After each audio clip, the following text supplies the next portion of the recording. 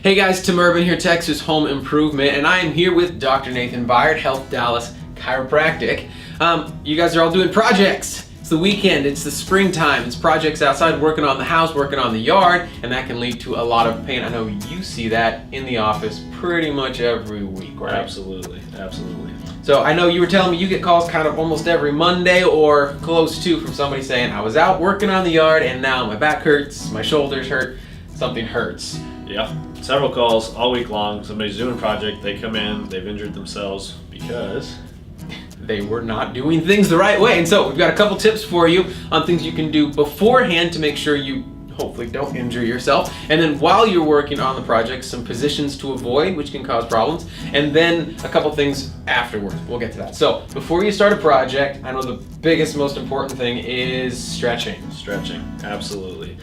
When you jump into a project and your muscles are cold, you're a lot more likely to injure yourself. So if you take a few minutes before you hop off the couch, before you start your project, do some stretching. A couple of light stretches. We want to make sure we focus on the low back area, the hamstrings, the hip flexors, even the piriformis. These are all great muscles to do a couple of easy stretches. I mean, number one easy stretch, bend over, touch your toes, arch your back, bend sideways, get some rotation in there, those kinds of things. Yep. I think the main thing is also just don't jump in cold. You know, don't just get done watching golf and go run outside and build something. You want to get some movement going. That's really, really important. And then while you're in the middle of a project, there are certain positions you want to definitely avoid, certain things you definitely don't want to do, right? Worst position to be in is shoulders rolled forward, back arched over, head down, working on a project. It's something we all do. It's hard to avoid it. Just remind yourself, stand up straight, get a proper workspace so you're not bent over on the floor, bring it up to table height, those kinds of things.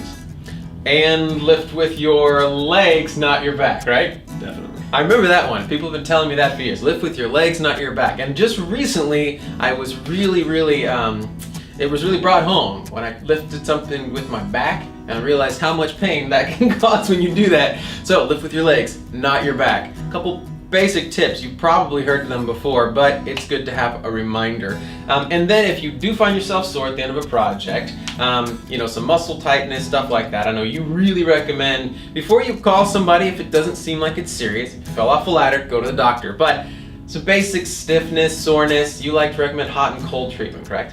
I love ice and heat. It's the first go-to. I send all my patients there. 20 minutes, start with an ice pack. It's going to push the inflammation out. It's going to calm the area down.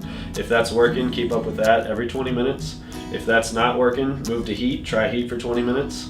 And typically that's going to help calm the area down, get stuff feeling better. If it's not feeling better, that might mean there's something more serious going on and somebody needs to take a look at it.